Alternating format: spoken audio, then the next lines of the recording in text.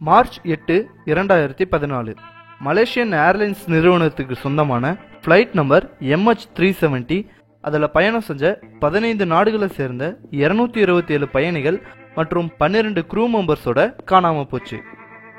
அந்த ஃப்ளைட்டை பற்றின சுவாரஸ்யமான தகவல்களை பற்றி தான் இந்த 5 மினிட் வீடியோவில் நாம் பார்க்க போகிறோம். மார்ச் 8, 2014 அன்றைய தினம் ஃப்ளைட் நம்பர் 370 வழக்கம் போல தன்னோட பயணத்தை மலேசிய நேரப்படி இரவு 12:35க்கு தொடங்குச்சு. கிளம்பி சுமார் 1 மணி நேரம் வரைக்கும் எந்த ஒரு பிரச்சனையும் இல்லாம மலேசிய விமான கட்டுப்பாட்டு அறை கூட தொடர்புல இருந்தது அந்த விமானம். இந்த விமானத்தோட ஏர்கிராஃப்ட் கம்யூனிகேஷன் அட்ரஸிங் ரிப்போர்ட் சிஸ்டம்னு சொல்லப்படக்கூடிய ACARS ஓட தொடர்பை மலேசிய விமான கட்டுப்பாட்டு மையம் 1:19 வாக்கில் இழந்தாங்க. ஏதாவது தொழில்நுட்ப கோளாறு காரணமா இருக்கலாம்னு நினைச்ச மலேசியன் கண்ட்ரோல் யூனிட் ரேடாரின் உதவியின் மூலமா தொடர்ந்து கண்காணிப்புல ஈடுபட்டு இருந்தாங்க.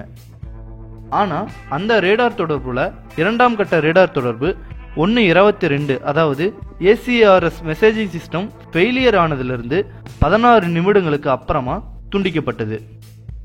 துண்டிக்கப்பட்ட கொஞ்ச நேரத்திலேயே விமானத்தின் பாதையில மாற்றம் ஏற்படுறத விமானத்தின் முதன்மை ரேடார் மூலமா பார்த்த மலேசியன் கண்ட்ரோல் யூனிட் இதுக்கான சரியான காரணம் தெரியாம அதிர்ச்சி அடைஞ்சாங்க.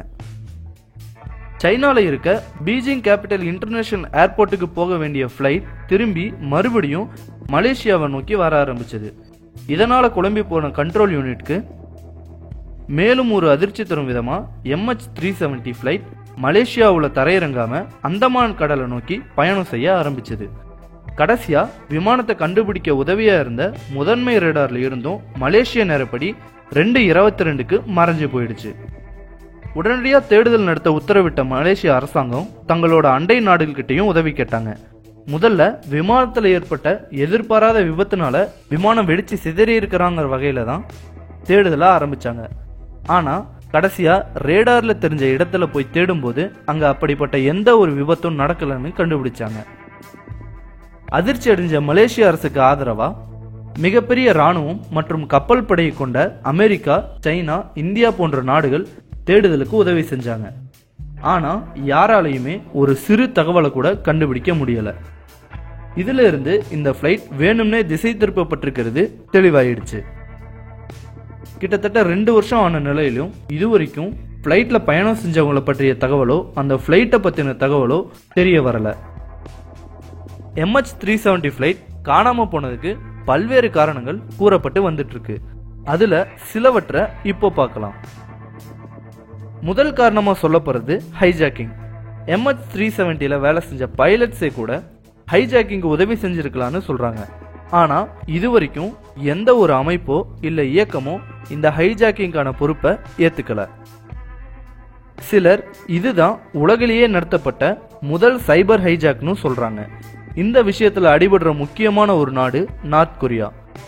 நார்த் கொரியா ஏற்கனவே அவங்க கிட்ட இருக்க ஹேக்கர்ஸ் மூலமா சோனி பிக்சர்ஸை ஹேக் பண்ணி பல்வேறு திரைப்படங்களை இன்டர்நெட்ல வெளியிட்டாங்க.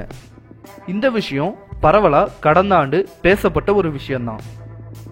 MH370 ஃபிளைட்டை யுனைடெட் ஸ்டேட்ஸே கூட கடத்தி இருக்க வாய்ப்பு இருக்குன்னு தங்களோட ராணுவ தளங்களில் ஒன்றான டீகோ கிரேசியாவில் தான் இந்த ஃபிளைட்டை தரையிறக்குனாங்கன்னு சொல்றாங்க. ஆனா யுனைடெட் ஸ்டேட்ஸ் அரசாங்கம் இதை திட்டவட்டமா மறுத்துட்டாங்க.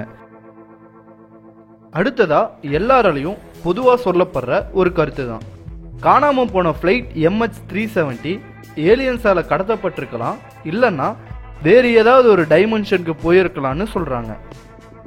இது எந்த அளவுக்கு உண்மைன்னு தெரியல. ஏர் டிரான்ஸ்போர்ட் ஆரம்பிச்ச காலத்திலிருந்து இதுவரைக்கும் சுமார் 70க்கும் மேற்பட்ட பயணிகள் விமானம் மட்டும் காணாம போயிருக்கு.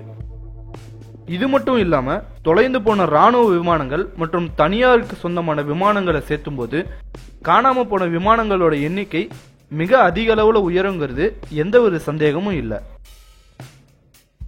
இனிவரும் காலங்கள்லயாவது இந்த மாதிரி அசம்பாவிதங்கள் எதுவும் நடக்காம தடுக்கிறதுக்கு நடவடிக்கை எடுக்கப்பட வேண்டியது அவசியமான ஒண்ணா இருக்கு. இந்த வீடியோ உங்களுக்கு பிடிச்சிருந்தா லைக், கமெண்ட் அண்ட் ஷேர் பண்ணுங்க. இதே மாதிரி வீடியோஸ் பார்க்கணும்னா இந்த சேனலுக்கு சப்ஸ்கிரைப் பண்ணுங்க. தேங்க்யூ.